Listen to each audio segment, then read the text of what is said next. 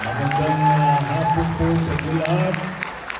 Maraming salamat po sa ating pong organizers ng forum na ito, ang ating pong mga kasamang katunggali dito, at ang ating pong mga host, mga volunteers sa iba't ibang partido na nandito ngayon, mga supporters namin at nila.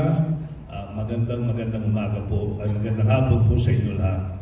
Alam po ninyo, tayo po ngayon ay magtatapos na sa ating termino bilang isang congressman.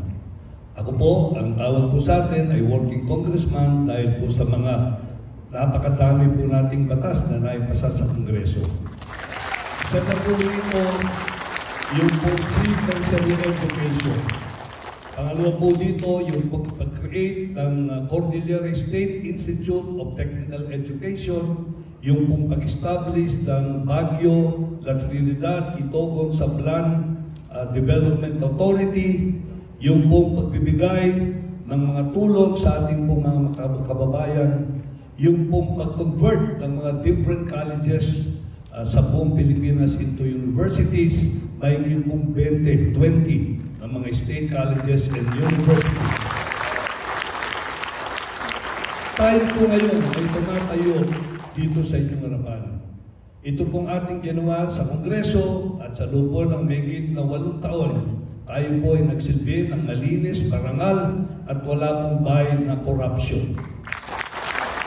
Pangalawa po dito, ito pong nagawa natin ito, gusto po natin ituloy dito po sa lungsod ng Baguio na isang pamamahala na malapit sa tao, makatao, at ito po ang sentro ay ang mga taong nandito sa ating lungsod ng Baguio. Kaya kung kayo po ay bibigyan ng pagkakataon, ipapakita po namin yung tunay na pamamahala na may malasakit, na isang pamamahala na para po sa Baguio at sa ating pong mamamayan dito sa lungsod ng Baguio. Marami pong challenges ang ating lungsod. Ang una po natin gagawin, hindi po natin papayagan na ang mamamahala o gagawa ng palengke ay isang pribadong kumpanya. Gusto natin po ang lungsod ng Baguio ang magtatayo nito. At lungsod ng Baguio ang mag-manage po ng ating palengke. Pangalawa, ay hindi po natin gusto na magkaroon ng congestion fee dito sa ating lungsod para ayusin natin ang trapiko dito po sa ating lungsod. Kailangan samahan po ninyo kami dito sa labang ito sapagkat ito po ay para sa bayan. Ang problema rin po natin sa basura, sa kasalukuyan po, ang ating City of Baguio ay gumagasta ng mahigit na 200 milyong piso para po itapon natin ang ating basura sa labas po ng Baguio. At ayaw po natin yan. Gusto natin tayo ay magtayo ng engineered sanitary landfill dito sa ating lungsod. At kakibat po nito, gagawin po natin ang ating makakaya para ma-implement po natin yung ating pong pinasang batas. Ito po yung pagtatayo ng Police Development Authority. Kasama po natin sila dito sa ating labang ito. Marami po tayong problema yung pong kabuhayan natin, ating pong mga kababayan. Problema po natin yung mga malilit na negosyo ay dapat po natin tulungan sila. Hindi po dapat natin kahirapan sa mga pag-require ng mga unnecessary na requirements pag sila po ay kumukuha ng business permit. Kailangan natin yung problema po ng ating mga kababayan sa mga building permit ay tulungan po natin sila. Make it easy for them. I-legitimize po natin at ang pag-legitimize po nito ay dapat tulungan natin sila. Hindi po pahirapan natin sila. Ito po ang mga programa na gusto po natin gawin bilang inyong congressman. Malakas po ang boses ng Baguio sa Kongreso at ito po ay gagawin natin dito sa lungsod ng Baguio kung tayo po, ang Team Makabagyo ay mabibigyan po ng pagkakataon. Maraming salamat po at mabuhay ang Baguio City. Maraming salamat, Candidate Marquez po. Okay, thank you very much, Ma'am Rayan, and of course, Sir Benji Magalong. Ang susunod po magtatanong si Sir Mark Go at sasagutin po ni Sir Benji Magalong. Mayor, ang gusto pong itanong ay tungkol po dun sa nabanggit ko, tungkol po sa SM, sa Palengke, yung pong Metro Pacific Tollway Corporation, dito naman sa congestion fee, at yung pong pinaplano ninyo, yung pong intermodal system, ang na ano natin ay ang Mega Wide Company.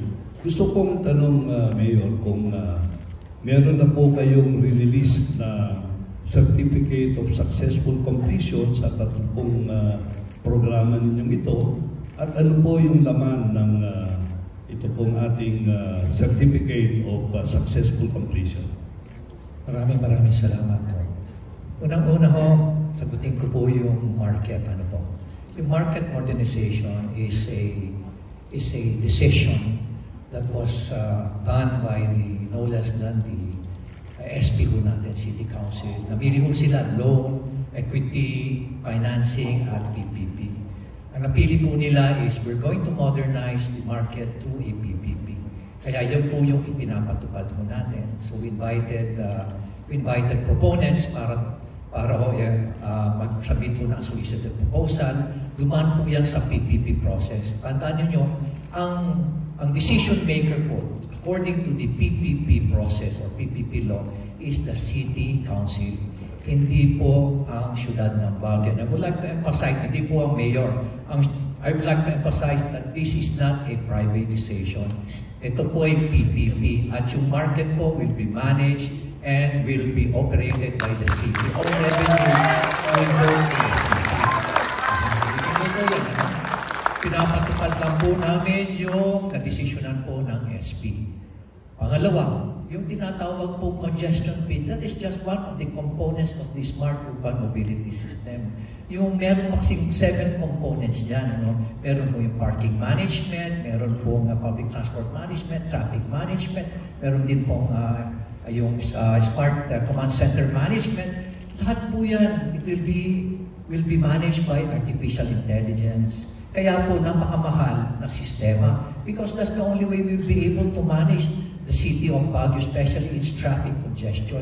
Can you just imagine, Baguio is designed only for 15 to 20,000 vehicles. Ang total vehicles na natin ngayon is 58,630, 2024. Hindi pa kasali yung 297,000 na manggagaling sa mga bisita natin. Iba pa yung mga sasakyan na manggagaling sa Benguet, sa Mountain Province, karating na lugar. Ibig sabihin, look, 10 years from now, ano mangyayari sa syudad ng Baguio? And to think na every year, 3% ang increase ng sasakyan natin.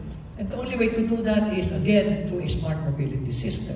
Pero, ulitin ko ulit, ang decision po niyan is the City Council. Kung ayaw po ng syudad ng Baguio, hindi matutuloy. Hindi ko po, yung congestion fee, isang component ng po. Yung intermodal transport terminal naman po, again, this is a traffic. Again, this is a PPP project. Ulitin ko po sa inyo, PPP process, again, it's not the mayor who will decide. Ang decision maker po dyan is the City Council. And besides, magkakaroon po ng Swiss challenge dyan. In the same manner sa market, may Swiss challenge po yan, kaya hindi pa sigurado na ang SM po mananalo. Ganun din rin po yung smart urban mobility. Kung ayaw po ng Baguio, hindi ho natin ipipilit. Pangalawa ho, ganun din po yung ating Certificate of Completion of Negotiation. Dadan pa po yan pupunta na po yan sa City Council. City Council is now deliberating on it. Thank you po. 1 minute. Pwede po natin malaman yung content ng binigay ninyong Certificate of Successful Completion para po malaman ng taong bayan kung ano po yung laman na yun. Parang hindi po namin nakikita yung pong laman ng mga agreement ninyo sa negotiation na gawa po ninyo. Okay. Unang-una ho, gusto ko malaman sa inyo na yung PPP process po natin, very, very transparent. In fact, inaalaw mga ho namin, yung mga tao po yung doon, pwede mag-participate sila and to listen and to observe. Kailan nilang magsabit ng magpirma ng NDA, ito po yan ng disclosure agreement. Kasi unfair naman po dun sa proponent na nagsasabit doon, nag-open up sa amin kung ano yung mga proposal nila. Ang Certificate of Completion, hindi po siya Certificate of Completion lang. Certificate of Successful Negotiation. Yun po yun. Ibig sabihin, Gawa po tayo ng mga terms of negotiations, napag-usapan po lahat yung mga terms of negotiation. Pag naging successful po yun, bibigyan po natin yung proponent ng certificate so that it can now be submitted to the City Development Council. Pagkatapos po doon sa City Development Council, papag-aralan po yun, 210 members po yun. Although I am the chairman ng City Development Council, I'm just one vote. Kasi yung City Development Council, sectoral po yan. Ang dami pong miyembro niyan, coming from the People's Council, from the Women's Group, from all the barangay councils are member of that, pati na rin po sa mga religious sector, nandiyan po lahat yan. So very transparent.